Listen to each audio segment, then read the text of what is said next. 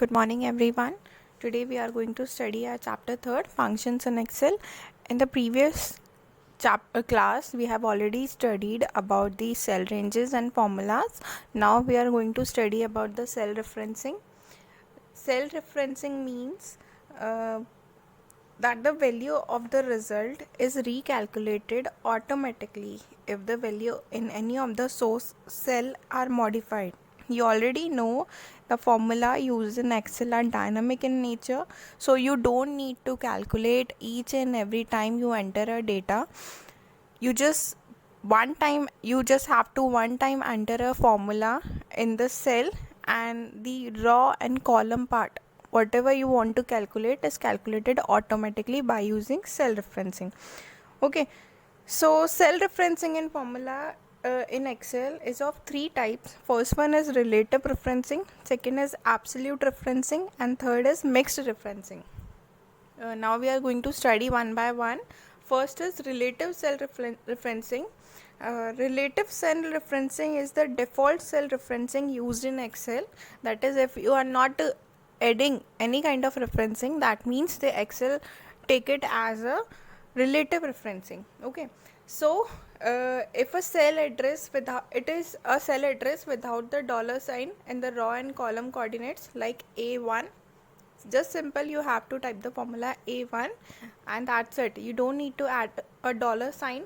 When a formula with relative cell referencing is copied to another cell, that means in one column, which is the A1, if you want to copy this formula to A2 or B1, it will directly changes based on the relative position of rows and columns by default. Okay, next is absolute referencing. Basically these type of referencing is classified in absolute, row absolute, and column absolute. Okay, absolute means when the formula is copied, the cell references does not adjust at all. For example, $A, $1. In this, the cell does not adjust. Next is row absolute. When formula is copied, column part adjusts but row part stay locked. Okay, that means A, $1, for example. Last one is column absolute.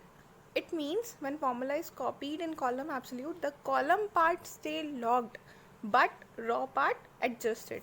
For example, $A1. Okay, next is mixed referencing. Mixed referencing, basically a combination of relative and absolute referencing.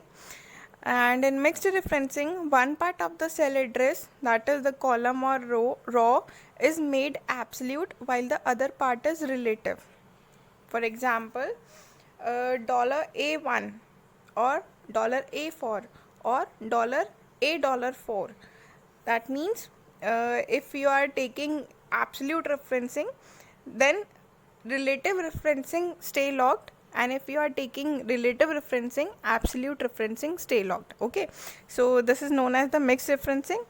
And in mixed referencing, the cell reference change in one direction, that means in row or only in column, while the part made absolute remains same in the formula copied to all cell.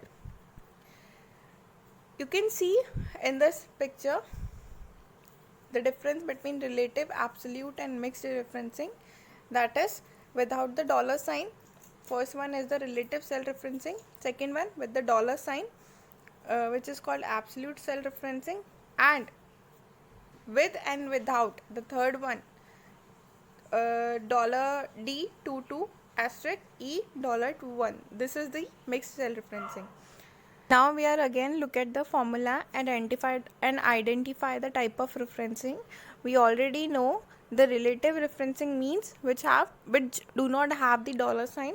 The absolute referencing is having the dollar sign, and the mixed referencing is the combination of both, that is the relative and absolute referencing. The first formula we have given equal to A1 plus C2. Here we are not seeing any kind of dollar sign, so this is the relative referencing. This is by default, which is taken in Excel. Second one is equal to B$2 plus $C2. Here dollar is comes in both the positions, so that this means this is the absolute referencing. Now in third one, $E $2 plus C2.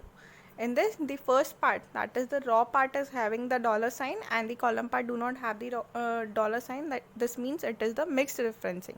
Okay, next is we have to define the next topic is defining and using name ranges. In Excel, you can name a range of cell by using the following steps.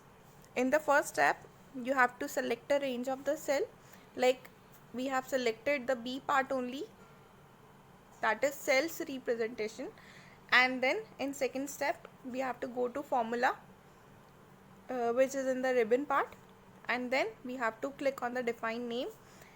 And in step 3, in the new name dialog box, when you click on the defining name, a new dialog box appears, and here you have to type the name you wish to assign to the selected data range, and then you can specify the scope as the entire workbook or a specific worksheet. If you select a particular sheet, the name would not be available on the other. Okay, here it is shown that in name you have to type the name, and then scope you have to type the scope of the range, that is the whole workbook or a part of a specific worksheet.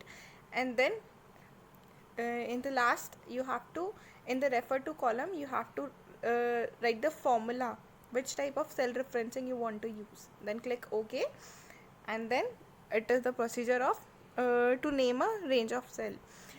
Next is you have already named a range. Now you have to use it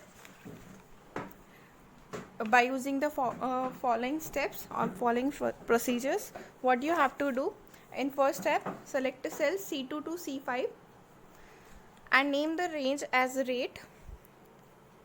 We can go to the following images. You can see here that you have to select C2 to C5 cell, and then the range, this is the range. And now select D2 to D5 and name the range as discount.